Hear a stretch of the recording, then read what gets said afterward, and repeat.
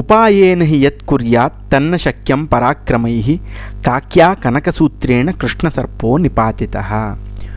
తెలివితేటలు వాడితే ఎంతటి బలమైన శత్రువైనా సరే ఓడిపోతాడు అన్న మాట దమనకుడు కరటకుడికి చెప్పాడు. సరే, ఎలా అంటే ఓ కాకి కనకసూత్రంతో, అంటే బంగారపు నగతోటి ఓ కృష్ణ సర్పాన్ని చంపేసింది.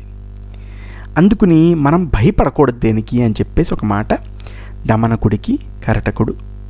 కరటకుడికి దమనకుడు చెప్పాడు.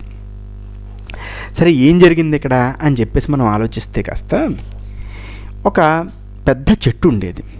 ఆ చెట్టు మీద ఇద్దరు కాకి వాళ్ళ ఆవిడ ఇద్దరు కలిసి ఉండేవారు. చక్కగా ఉంటే వాళ్ళకి ఋతుకాలం వచ్చింది, జాగ్రత్తగా మంచి పిల్లల్ని కంటున్నారు, అంతా బాగానే ఉంది, గుడ్డు పెడుతున్నారు, ప్రతిరోజు గుడ్డు పెడుతున్నారు, పిల్లాడు పుడతాడు అనుకుంటున్నాడు, బాగుంది అనుకుంటున్నారు, ఇంకేంటి అనుకుంటున్నారు.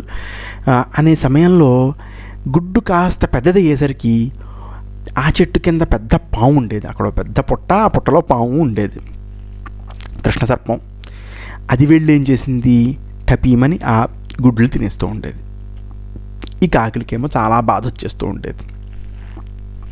ఇదేమిట్రా గొడవ, నేను గుడ్డు పెట్టను, వాడు తిన్ను, గుడ్డు పెట్టను తిన్ను, ఇదేం గొడవ, అసలు ఇలా ఉండకూడదు కదా, పరిస్థితి అసలు బాగాలేదు, ఇంకెక్కడికైనా వెళ్ళిపోదామా అని చెప్పేసి మామూలుగా సంప్రదించుకోవడానికి ఓ నక్క దగ్గరికి వచ్చారు వీళ్ళు.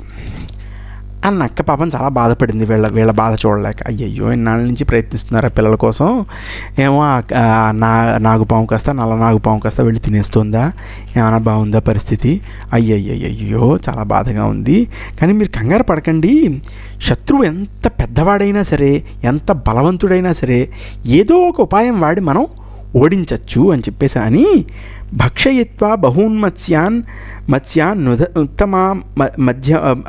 నుత్తమా మమ మధ్యమాన్ అతిలౌల్యాత్ బకః కశ్చిన్ మృతః కర్కటగ్రహాత్. అంటే ఒకానొక సమయంలో ఓ సరోవరంలో ఉత్తమమైన, అధమమైన, మధ్యమమైన చేపలు ఉండేవి. అంటే చిన్న చేపలు, పెద్ద చేపలు, చాలా పెద్ద చేపలు ఉండేవి. వాటిల్ని కాస్త ఈ బకం తినేస్తూ ఉండేదన్నమాట. బకం అంటే ఏంటి, ఒక కొంగ తినేస్తూ ఉండేదన్నమాట. కానీ ఒకానొక సమయంలో ఆ కొంగని ఒక పీత చంపేసింది. పీత ఎంత ఉంటుంది, అది కాస్త కొంగని చంపేసింది. అందుకుని శత్రువు ఎంత బలవంతుడైనా, ఎంత పెద్దవాడైనా సరే, ఏదో ఒక ఉపాయం వాడి, తెలివితేటలు వాడి వాడిని ఓడించవచ్చు, మీరు కంగారు పడకండి అని చెప్పేసి ఈ కథ చెప్పింది. ఏం కథ అది, ఒకానొక సమయంలో ఓ పెద్ద కొంగ ఉండేది. ఆ కొంగ మంచి యవ్వనంలో ఉన్నప్పుడు ఏ చేపని పడితే ఎలా పడితే అలా పట్టుకుని తినేస్తూ ఉండేది. దూరం పరిగెత్తి చేప వెనకాల ఫట్ అని తినేసి పండగ చేసేది అది. కానీ ముసలితనం వచ్చేసేటప్పటికి మోకాళ్ళ నొప్పులు ఇవి వచ్చేస్తే, ఓరి నాయన ఇప్పుడు ఎలాగ మనం పరిగెత్తుకుంటూ వెళ్ళి చేపలను తినకుండా ఉండలేము అని చెప్పేసి ఓ తెలివితేటలు ప్రదర్శించడానికి ప్రయత్నించింది. వెళ్ళి ఏం చేసింది, చక్కగా ఏడవడం ప్రారంభించింది. ఓ చోటకెళ్ళి ఏడవడం ప్రారంభిస్తే కాసేపు ఈ చేపలు చూసే వాటిని, ఏమిటి ఏడుస్తోంది, ఏమిటి గొడవ, బాగాలేదు పరిస్థితి అని చెప్పేసి అలా వెళ్ళి చూసే. కానీ దగ్గరికి వెళ్తే తినేస్తుందేమో అని భయం. సరే, అలా కాదని చెప్పేసి వెంటనే వెళ్ళి, సరే మనం ఒకసారి వెళ్ళొద్దాం, అసలు చూసొద్దాం అని చెప్పేసి జాగ్రత్తగా వీళ్ళందరూ కలిసి ఆ పీతని కాస్త ముందుకు పంపించాయి. ఆ పీత ఏమో కొంగమామ ఏమిటి పరిస్థితి, ఏమిటి పరిస్థితి, ఎందుకు ఏడుస్తున్నావు అని అడిగింది. అడిగేసరికి కొంగ కాస్త, ఏం లేదయ్యా, నీకు తెలుస్తుంది నా బాధ, నీకేం తెలుసు, నేను మీ చేపలను నేను నా దగ్గరికి వచ్చినా పర్వాలేదు, నష్టం లేదు, నేను ఎలాగా ముసలివాడిని అయిపోయాను, ఇంకా పోతాను కొన్నాళ్లలో, ఇబ్బంది ఏం లేదు, కానీ మీ బాధ చూడలేక నేను బాధపడుతున్నానంటే, మేమందరం హాయిగానే ఉన్నాంగా, బాధ ఏమిటి అని చెప్పేసి ఈ పీతంది.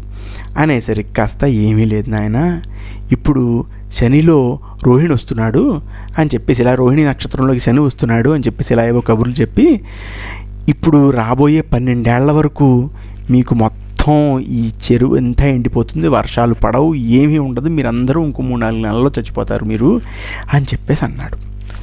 అనేసరికి ఈ వీళ్ళందరికీ కొంచెం భయం వేసింది. మరి పోతాం ఇదేదో అంటున్నాడని చెప్పేసి అంటుంటే వీళ్ళకి అర్థం కాలేదు. సరే అని చెప్పేసి వెర్రివి కదా అని చెప్పేసి నమ్మేసాయి ఇవన్నీ కలిసి. సరే పీత కూడా నమ్మింది. సరే చూద్దాం ఏదో అంటున్నాడు కదా అని చెప్పేసి అనుకున్నారు. అనుకునేసరికి ఈ కొంగ ఏం చేసింది అంటే ఇప్పటిదాకా చేపలు వెంటనే కొంగ రాగానే పరిగెత్తే చేపలు కాస్త దగ్గరికి రావడం ప్రారంభించాయి కొంగ దగ్గరికి.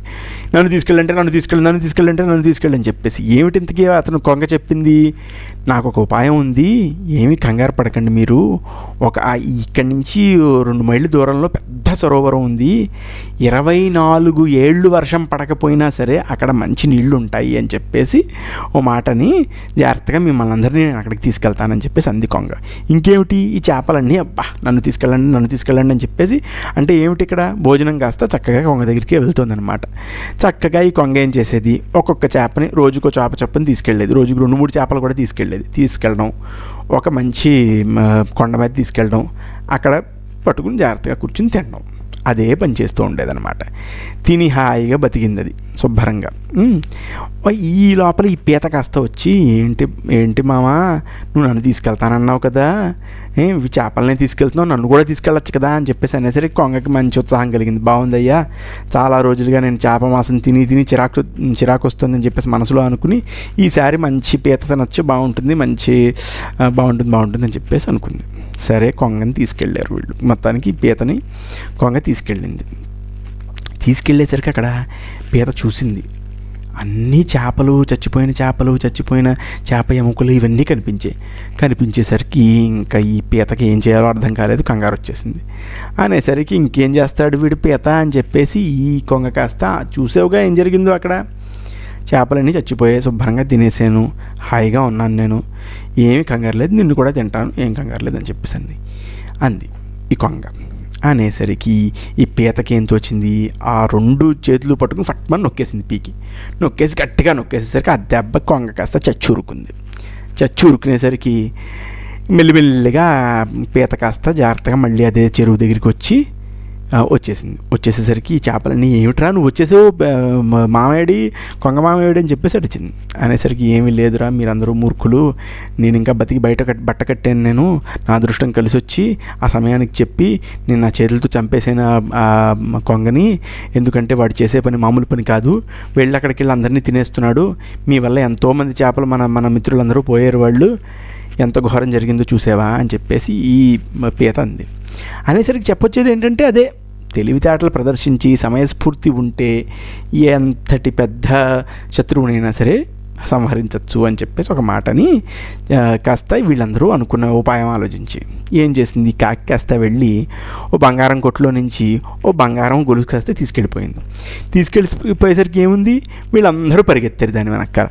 పరిగెత్తేసరికి ఇంకేమిటి, అది కాస్త వెళ్ళి ఆ పాము పుట్టలో వేసేసింది. ఆ బంగారపు గొలుసు కాస్త తీసుకెళ్ళేసరికి ఆ పుట్టలోంచి తీయాలి కదా బంగారపు గొలుసు, తీద్దామనే ప్రయత్నం చేసేటప్పటికి ఒక్కసారి అక్కడ పాము వచ్చేసి గట్టిగా అరిచి చాలామంది జనాలు ఉన్నారు, తక్కువ మంది జనాలు ఉంటే 4గురిని కరిచేది, అక్కడితో పోయేవాళ్ళు రకరకాలు అయ్యేది. కానీ ఇంతమంది ఉండేసరికి కర్రలు చీపుర్లు అన్నీ పట్టుకుని కొట్టడం ప్రారంభించారు గట్టిగా ఆ పావుని. అది కాస్త ఆ దెబ్బకి చచ్చురుకునేసరికి ఏముంది, ఇంకా హాయిగా ఈ కాకి కాస్త హాయిగా పిల్లల్ని కానీ పిల్లా పాపలతో సుఖంగా ఉంది. ఇదన్నమాట కథ. దమనకుడు చెప్పాడు. మళ్ళీ ఏం చెప్పాడు, తెలివితేటలు ప్రదర్శిస్తే ఏదైనా చెయ్యొచ్చయ్యా, నువ్వు అంత కంగారు పడిపోకు. యస్య బుద్ధిర్బలం తస్య నిర్బుద్ధేస్తు కుతో బలం, వనే సింహో మదోన్మత్తః శశకేన నిపాతితః. ఎవరికైతే బుద్ధిబలం ఉంటుందో, తెలివితేటలు ఉంటాయో వాడే బలవంతుడు. నిర్బుద్ధేస్తు కుతో బలం, బుద్ధి లేని వాడికి బలమే ఉంది నా మొహం. మదోన్మత్తుడైనటువంటి ఒక సింహాన్ని ఇది చంపేసింది, ర్యాబిట్ కాస్త చంపేసింది. అర్థమైందా? అందుకుని అలాంటి వాటి గురించి మీరు కంగారు పడకు, చూద్దాం మనం ఏం జరుగుతుందో అనేసరికి ఏమిటి ఈ గొడవ ఏమిటి, ఇదేమిటి, ఈ కథ ఏమిటి మళ్ళీ చెప్పని చెప్పేసి అంటే మళ్ళీ ఈసారి నుంచి ఈ కథ తెలిసిన కథే అందరికీ, కానీ ఇంకా నేను చెప్పాలి కాబట్టి మళ్ళా దీంట్లో ఎపిసోడ్లో చెప్తాను. ధన్యవాదాలు.